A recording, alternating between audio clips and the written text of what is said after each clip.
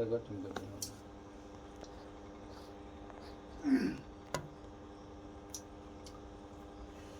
আপনার সারা গায়ে পোকা কেন করছে? আইয়ুব আলাইহিস সালাম বললেন যে আমার এই মহল্লার ভিতরে যারা আছে এমন কোনো ব্যবস্থিত কাজ করা তারা বাদ দেয়নি।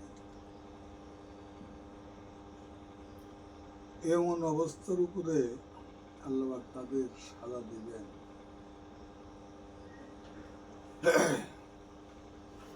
সেটা বলার মতো না।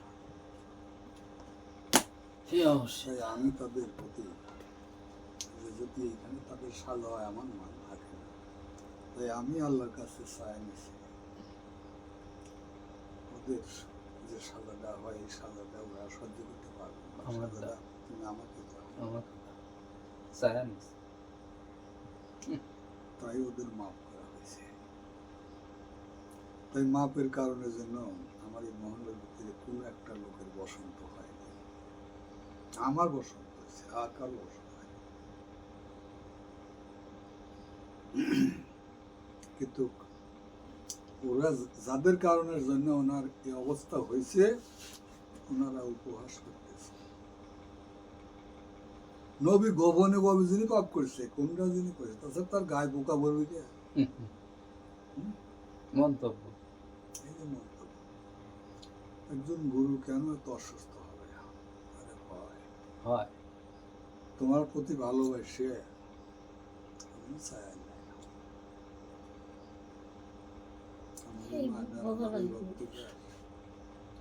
ও সহ্য করে পারতেছে না,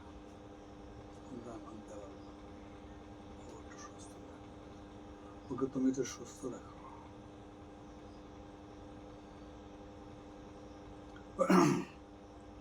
সবাই বুঝতে পারে না। এই দেশে যতগুলা গুরু আছে অনেক আঘাত, অনেক উপহাস, খুব বড় বেতা নিয়ে তারা চলে যাচ্ছে। কারো কাছে প্রকাশও করে বলতেছে না, সেই প্রকাশটা তারা মানবে না।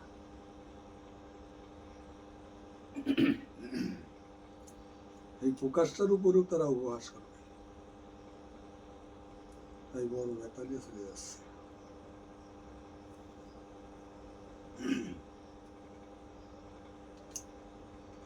তাদের মুক্তির জন্য এই দেশে পাঠানো হচ্ছে, যুগে যুগে নবী রাসূলদের পাঠানো হয়েছে।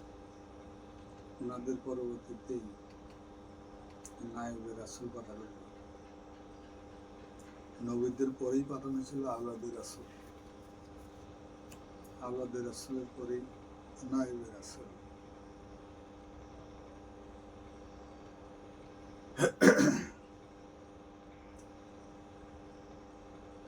নবীদের সময় যারা নবীকে ভালোবাসতেন তাদের বলা হতো সাহাবী।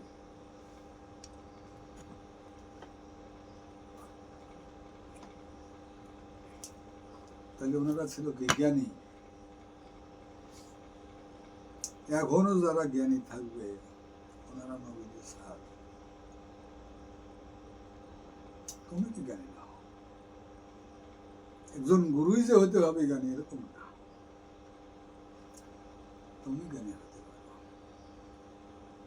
আর সেই জ্ঞানটা যদি সঠিক জায়গায় খাটাতে পারো তুমিও নবীদের সাহাবী। জ্ঞানটা অজ্ঞানের উপরে খাটানো যায়, তাহলে সাহাবী নবী হয় না।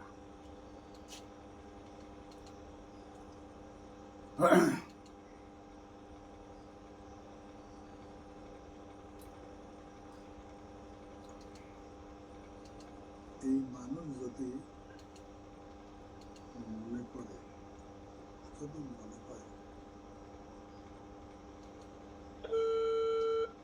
যে ছোট থেকে যে গ্রন্থগুলি আমি পড়েছি